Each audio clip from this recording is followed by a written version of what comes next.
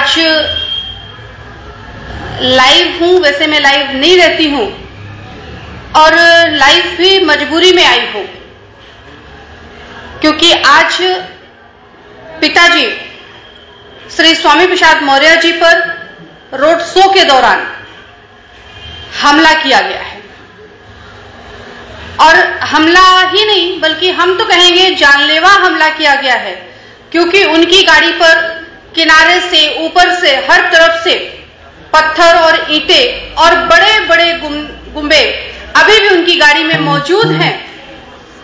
उससे हमला हुआ है और वो भी ऐसी जगह पर हमला हुआ जहां पर रोड के किनारे एक कंकड़ भी नहीं होता है। उस जगह पर ईंट और पत्थर के साथ में हमला हुआ है। और इतना ही नहीं, जब मुझे पता चला कि पिताजी पर हमला हुआ है, मैं कुशीनगर से फाजिल नगर के लिए जब जा रही थी, जिस जगह पर उनका हमला हुआ उस जगह पर जब मैं जा रही थी तो रास्ते में देवली बाजार पड़ता है। देवली बाजार में लोगों ने अकेले पाकर के हमको भी घेरा, और घेरा ही नहीं बल्कि अभद्र शब्दों का प्रयोग भी किया है। मैं लाइव आने की वजह सिर्फ इतनी है कि आज जो पिताजी पर हमला हुआ है, वो हमला किसी प्रत्याशी पर, किसी व्यक्तिगत रूप से नहीं, किसी पार्टी पर नहीं, बल्कि वो हमला लोकतंत्र पर हुआ है। आज जब छठे चरण के चुनाव का प्रचार थमने का समय था, पूर्व प्रस्तावित कार्यक्रम में पिताजी का रोड शो था और रोड शो के दौरान उनकी गाड़ी पर हमला करना, और वो भी एक दो गाड़ियां नहीं, जिनको ये लग रहा हो कि पिताजी का हमला सिर्फ दिखावा है, उनको तो मैं ये भी कहूंगी कि फाजिल नगर के गोडरिया चौराहे पर, गोडरिया मार्केट में आकर के देख लीजिए किस तरह से 100 की 100 गाड़ियां डैमेज की गई हैं, किस तरह से वहां पर पिताजी के चालक के पत्थर लगा और उसका आधा कान कट गया है, किस तरह से लोगों के पैर टूटे हैं, किस तरह से लोगों के सर फटे हैं। और इतना ही नहीं बल्कि कुछ लोगों ने तो 5000 नंबर देख करके लोगों को बाहर निकाल करके भी इस तरह मारा है कि उनके हाथ में और उनके सीने पर, उनकी पीठ पर डंडों के निशान भी दिखाई दे रहे हैं। मैं भारतीय जनता पार्टी की कार्यकर्ता हूं, मैं भारतीय जनता पार्टी से सांसद भी हूं, और आज फाजिल नगर में भारतीय जनता पार्टी का पट्टा लगा करके भारतीय जनता पार्टी के प्रत्याशी की गाड़ी वहां पर खड़ी, भारतीय जनता पार्टी के प्रत्याशी के द्वारा जो भारतीय जनता पार्टी को बदनाम करने का कार्य किया गया, मैं उसका घोर निंदा करती हूं। और सिर्फ प्रत्याशी पर हमला नहीं बल्कि वो भारतीय जनता पार्टी जहां पर बहन, बेटी, बहू सुरक्षित होती है, अपने आप को सुरक्षित महसूस करती है, उसी पार्टी की सांसद के साथ भी भारतीय जनता पार्टी के कार्यकर्ताओं ने अभद्रता दिखा करके ये दिखाने का प्रयास किया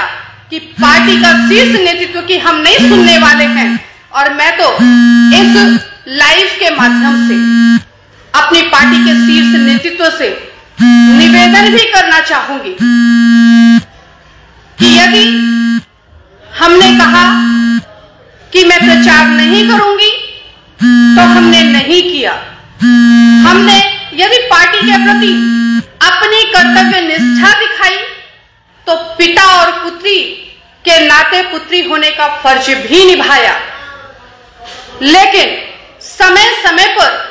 एक औछी मानसिकता के तहत लोगों का हम पर आरोप लगाना, वो भी बिना सबूत के आरोप। मैं तो आज भी कहती हूँ, यदि किसी ने हमें समाजवादी पार्टी का प्रचार करते हुए देखा है तो उसका वीडियो हमें दे दो और हम मान जाएंगे। और समय समय पर हमें मानसिक रूप से प्रताड़ित करने वालों के प्रति भी मैं भारतीय जनता पार्टी के शीर्ष नेतृत्व से चाहूंगी कि कार्यवाही होना चाहिए। अब कार्यवाही होना चाहिए, क्योंकि बात सिर्फ समाजवादी पार्टी के प्रत्याशी की नहीं, बात भारतीय जनता पार्टी के सांसद की भी है, बात इस देश की आधी आबादी का नेतृत्व करने वाली एक बेटी की भी है, इस देश की बेटी की भी है, क्योंकि आज उसको भी घेरा गया है, उसके साथ भी अभद्रता की गई है। और जब वहां पर मैंने एसएसपी से बात किया तो एसएसपी के द्वारा हमें कहने के बाद वहां पर फोर्स पहुंची है और 5 गाड़ियों की फोर्स के साथ वहां से मुझे सुरक्षित निकाल करके फोर्स के माध्यम से लाया गया है। तो निश्चित तौर पर ऐसे लोग जो भारतीय जनता पार्टी को कलंकित करने का काम कर रहे हैं, चाहे वो प्रत्याशी हो भारतीय जनता पार्टी के, चाहे भारतीय जनता पार्टी के समर्थक हो, उन सब पर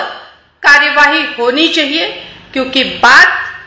एक राष्ट्रीय पार्टी के ऊपर आंच आने की है, लोकतंत्र के साथ खिलवाड़ की है। और इसलिए मैं एक बेटी के भी आज खुलकर के कहती हूं, आज तक हमने सारे फर्ज निभाए, पार्टी के कर्तव्यों का भी और बेटी का भी। हमने कहा प्रचार नहीं करेंगे, नहीं किया, लेकिन आज मैं खुलकर कहती हूं और निवेदन भी करती हूं इस लाइव वीडियो के माध्यम से कि फाजिल नगर की जनता जो प्यार आशीर्वाद इसने दे रही थी, वो अब उससे दुगनी संख्या में 3 मार्च को देगी और ऐसे कुकृत्य करने वालों को मुंह तोड़ जवाब 10 मार्च को मिलेगा। और जो हमें समय समय पर सलाह देते हैं कि आप भी इस्तीफा दे दो, या अफवाह फैलाते हैं कि संघमित्रा मौर्य भी पार्टी छोड़ने वाली हैं, इस्तीफा दे दीजिए, मैं उनको भी स्पष्ट कर देना चाहती हूं कि संघमित्रा मौर्य भारतीय जनता पार्टी की कार्यकर्ता है, भारतीय जनता पार्टी की सांसद हैं और वो बनी रहेंगी, अपनी पार्टी के लिए काम करती रहेंगी। हमें किसी की सलाह की जरूरत नहीं है। और वैसे भी हम बदायूं की देवतुल्य जनता के अमूल्य वोट रूपी आशीर्वाद से चुन करके देश की संसद में गए हैं। किसी के दया दृष्टि वाले सांसद हम नहीं हैं कि किसी ने हम पे दया दृष्टि बरसाई और हम बैकडोर से सांसद बनकर के एंट्री कर गए पार्लियामेंट में। हम बदायूं की देवतुल्य जनता के आशीर्वाद से गए हैं, इसलिए हम अपने कर्तव्यों को बदायूं की जनता के साथ निभाएंगे। ना हम इस्तीफा देंगे सांसदी से और ना पार्टी से, बल्कि हम तो कहेंगे राजनीति करने का मजा असली तो हमें अब आएगा। क्योंकि अभी तक संघमित्रा मौर्य राजनीति करती थी, तमाम सबूतों के होने के बाद भी किसी व्यक्ति के खिलाफ नहीं बोलती थी। सबूत दिखाने के बाद भी पिताजी की लगाम होती थी कि बेटा छोड़ो, पार्टी के पदाधिकारी हैं, पार्टी के कार्यकर्ता हैं। लेकिन अब पिताजी की लगाम नहीं होगी। अब भारतीय जनता पार्टी में हम स्वतंत्र रूप से राजनीति करेंगे और शीर्ष नेतृत्व के सामने वो भी हम रखेंगे जो अभी तक बदायूं में खेला होता रहा है, चाहे वो 19 के चुनाव में हुआ हो, पार्टी के जिम्मेदार लोगों ने किया हो, चाहे जिला पंचायत के चुनाव में हुआ हो, और चाहे अभी 2022 के विधानसभा चुनाव में बदायूं में जो हुआ है, उन सब का काला चिट्ठा पूरे सबूत के साथ में है। और आवश्यकता पड़ने पे शीर्ष नेतृत्व को सारे सबूत रिकॉर्डिंग के साथ में मैं दिखाऊंगी और बताऊंगी कि जो भारतीय जनता पार्टी का अपने आप को हितैषी बताता है, वो किस तरह से पार्टी को बदनाम करने का कार्य करता है। कार्यकर्ता खुद है और आरोप लगाता संघमित्रा मौर्य पे है, क्योंकि वो नारी है डर जाएगी, लेकिन जब वो डरी नहीं, सहमी नहीं, चुपचाप सबको सहती रही 3 साल, तो 2 साल अब संघमित्रा मौर्य दिखाएंगी राजनीति कैसी होती है। और मैं एक बार फिर कहूंगी कि ये खून मौर्य वंशी है, सम्राट अशोक का खून है, और इस शरीर में स्वामी प्रसाद मौर्य जी का खून दौड़ रहा है। जो लोग उनको दल बदलू कहते हैं, उनको भी मैं जवाब दूंगी। अगर उन्होंने दल बदला तो उन्होंने निजी स्वार्थ के लिए नहीं बदला, वो कहीं पर भी रह करके अपनी उन्हीं सुख सुविधाओं को भोग सकते थे, लेकिन उन्होंने लोगों के लिए दल बदला।